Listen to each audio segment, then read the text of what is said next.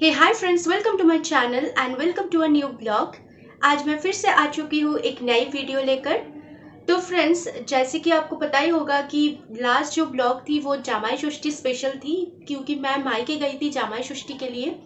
तो वहाँ पर मम्मी पापा से दोपहर में जब मैं बातचीत कर रही थी तो एक कहानी मेरे सामने आई। तो ये हमारी बचपन की सच्ची घटना है जो आपके साथ मैं शेयर करने वाली हूँ। और आज कोई ब्लॉग नहीं होने वाला है, आज मेरी बचपन की एक सच्ची घटना जो कि एक हॉरर स्टोरी है वो आपसे मैं शेयर करने वाली हूँ।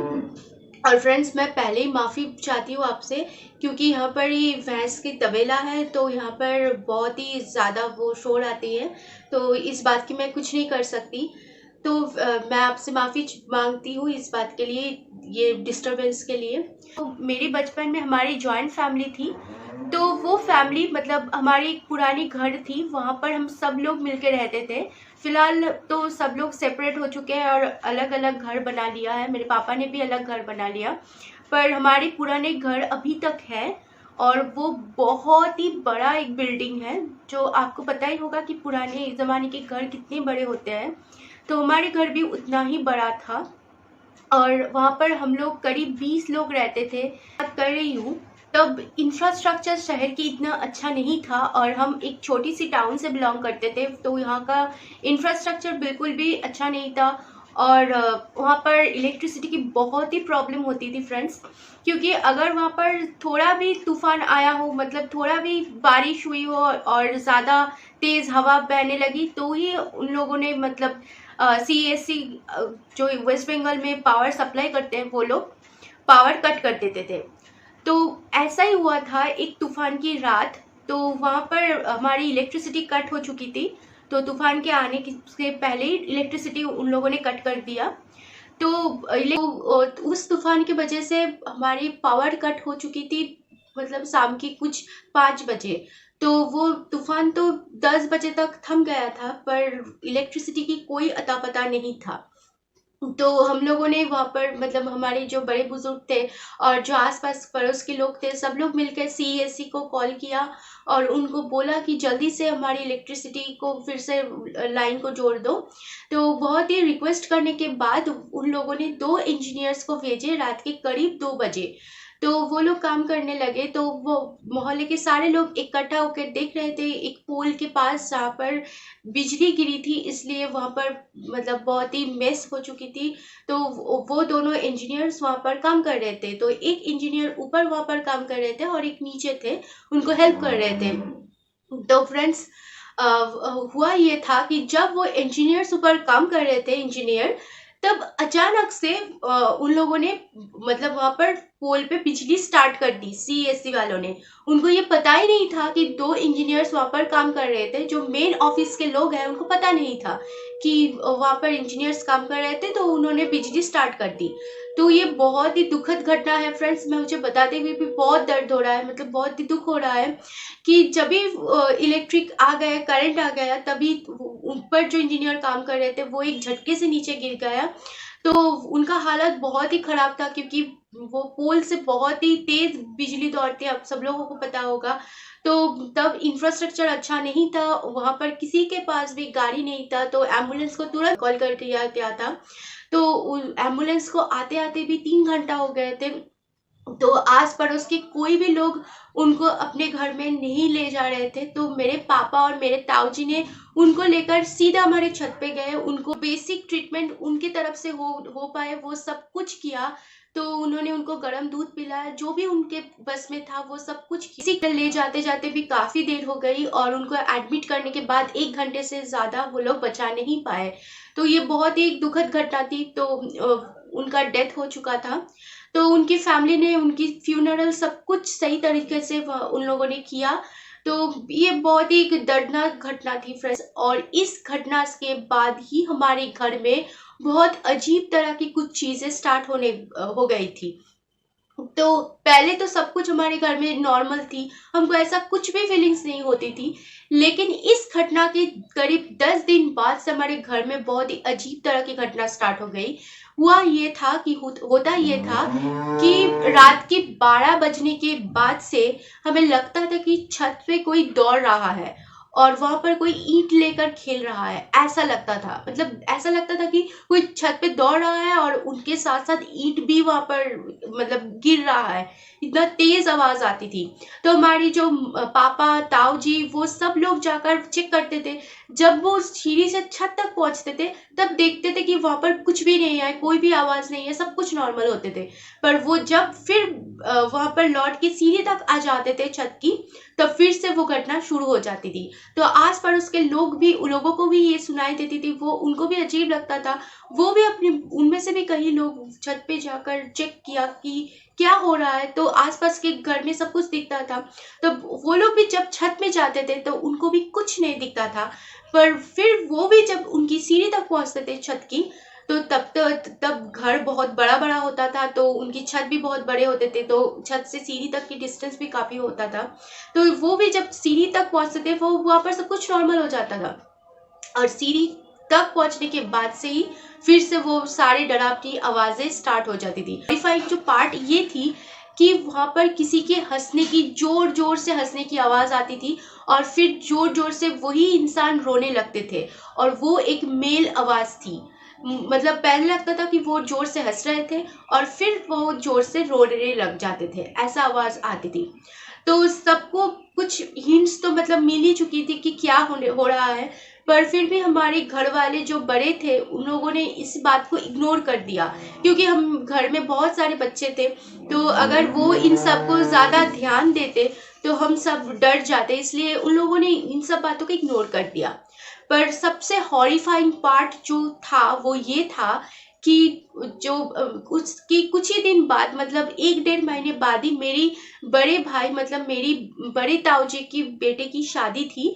तो जोर शोर से बहुत सारी तैयारी शुरू हो गई थी।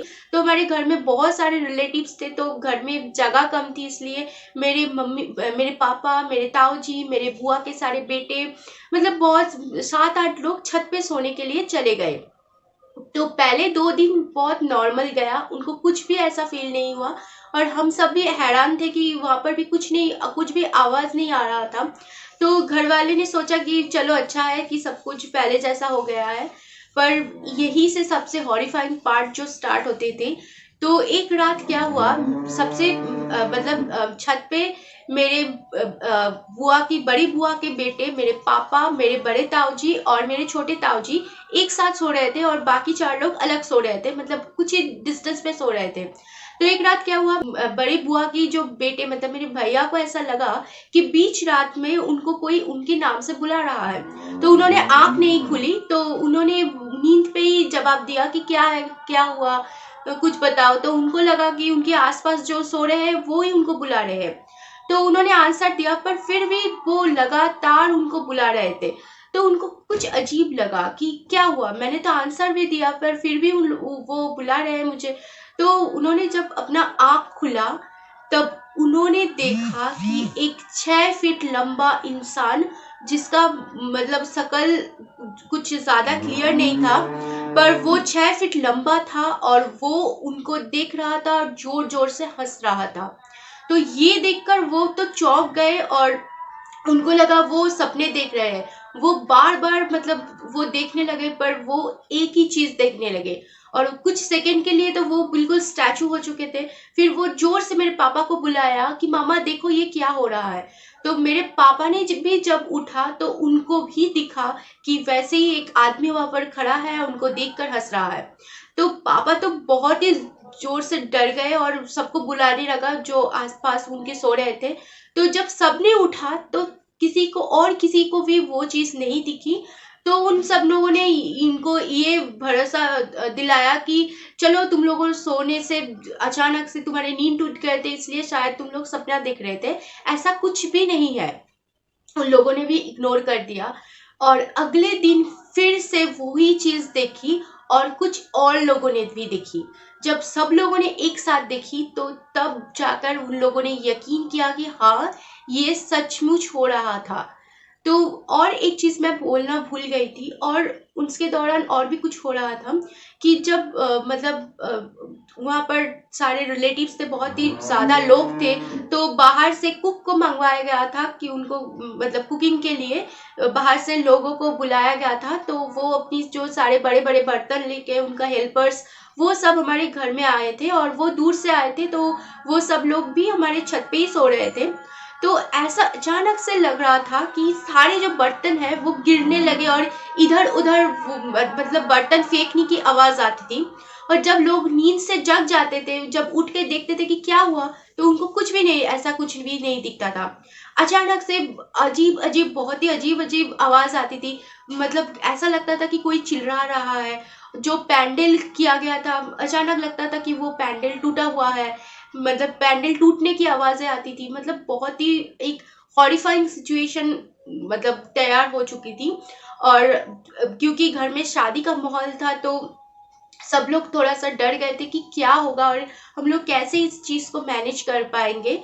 तो सबने क्या किया कि हमारे पास में एक मस्जिद है, तो उनका वहाँ पर एक मौलवी साहब रहते थे। तो वो बहुत ही एक ज्ञानी इंसान थे और बहुत बुजुर्ग इंसान थे। तो उनको इन सब चीज़ों की ज्ञान थी। तो उनको एक दिन हमारे घर बुलाया गया था। तो उनको घर में आकर ही कुछ नेगेटिव सा फीलिंग्स हुआ और उन सब लोगों को पता चल जाता था। और एक चीज़ होती थी फ्रेंड्स, जो मैं बोलना भूल गई थी। रात को हमारे घर की चारों तरफ से जो स्ट्रे डॉग्स, जो स्ट्रे कुत्ता होते थे, वो जोर जोर से भौंकने लगते थे। अचानक से किसी को पता नहीं होता था कि रात के कुछ 11:30-12 बजे तक सारे जो कुत्ता होते थे वो इकट्ठा हमारे घर के आसपास हो जाते थे और वो जोर जोर से भौंकने लगते थे। तो ये भी एक नेगेटिव सा साइन थी। तो वो मौलवी साहब आकर हम लोगों को कहा कि यहाँ पर जो आत्मा है वो बहुत ही डेंजरस है और बहुत ही पावरफुल है। तो ये कोई भी किसी को भी हानि पहुंचा सकती है, इसलिए तुम लोगों को बहुत ही सावधानी से रहना पड़ेगा। और वो उस दिन चले गए और उन्होंने कहा कि मैं कल मेरे और भी कुछ साथी को लेकर यहाँ पर आऊंगी और यहाँ पर कुछ पूजा वगैरह जो भी करना पड़ता है वो मैं क्रियाक्रम करूंगा। पर तब तक तुम सब घर वाले को एक साथ एक कट्ठा रहना पड़ेगा। अगर कोई भी अलग रह गया तो उसके साथ ही बहुत ही उसको ये हानि पहुंचने की सबसे ज्यादा चांसेस रह जाएगा। तो आप सोचिए, घर में एक शादी का माहौल है और तब इन सब बातों की सबको भनक लग रही थी, तो बहुत ही लोग पैनिक स्ट्रिकन हो गए थे। तो उस रात तो सब लोगों ने इकट्ठा रहे और एक साथ रहकर उन लोगों ने, किसी को भी नींद नहीं आ रही थी, तो सबने प्रेयर कर रहे थे भगवान से कि चलो सब कुछ पहले जैसा हो जाए। और उस दिन भी फ्रेंड्स, छत से बहुत ही अजीब अजीब आवाजें आ रही थी और वो आवाजें तो उस दिन बहुत ज्यादा आ रही थी और ऐसा लग रहा था कि कोई छत से हमें थ्रेटन कर रहा है, चिल्लाने की आवाजें आ रही थी। और आसपास के जो आस पड़ोस के लोग हैं वो भी बहुत डर चुके थे। तो अगले दिन वो बाबा जी आए, मौलवी साहब आए और बहुत ही उनकी जो साथियां वो भी आए। तो उन लोगों ने बहुत प्रेयर्स की और उनका जब क्रियम कर्म होते हैं वो भी सब कुछ किया।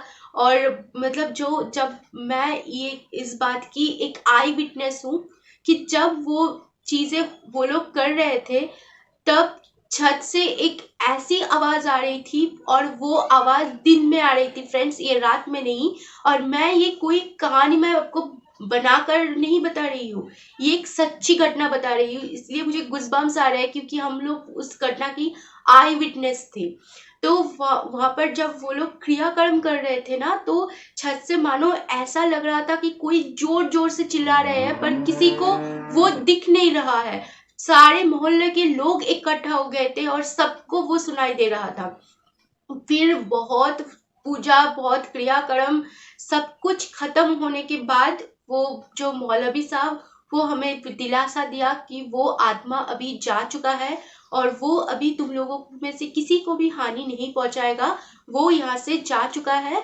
और अभी ये घर महफूज है और किसी को भी कुछ करने की जरूरत नहीं है। तुम लोग जैसे शादी की प्रिपरेशन कर रहे थे, तुम लोग कर सकते हो और कुछ नहीं होगा। और ये एक मिराकल था फ्रेंड्स कि उस दिन के बाद से कभी भी हमारे घर में फिर ऐसा कुछ नहीं हुआ। शादी भी बहुत अच्छे से मिट चुके थे और सारे रिलेटिव्स फिर से छत पे सोने लगे, पर किसी को भी ऐसा कुछ कभी भी महसूस नहीं हुआ। और ये घटना मतलब यहीं पे ही खत्म हो गई। तो ये तो एक बहुत ही हॉरिफाइंग घटना थी फ्रेंड्स। हमारे जब बचपन में हमारे साथ हो रहे थे तो हमें ही पता चलेगा कि कैसा उसका फीलिंग्स था और कितना हॉरिफाइंग वो घटना था। फ्रेंड्स आज के लिए इतना ही। ब्लॉग शायद आज थोड़ा लंबा हो गया, तो आज के लिए इतना ही फ्रेंड्स।